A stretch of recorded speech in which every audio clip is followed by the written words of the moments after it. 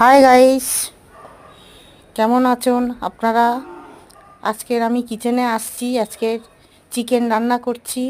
হ্যাঁ, আর সকালবেলা তো ভোরবেলা কাজে যায় আমার ছেলে, সকালে তো পারি না তাড়াহুড়ো করে। এখন আমি রান্না করছি। হ্যাঁ, কেমন হয়েছে, কেমন করছো, আমাকে কমেন্ট লাইভ করে জানিও। হুম। এটা আমার নতুন চ্যানেল। আমি 25 তারিখ থেকে খুলছি, 25শে ডিসেম্বর থেকে। হ্যাঁ, আরও যদি তোমরা জানতে চাও, আমি আরও নতুন রেসিপি দেবো।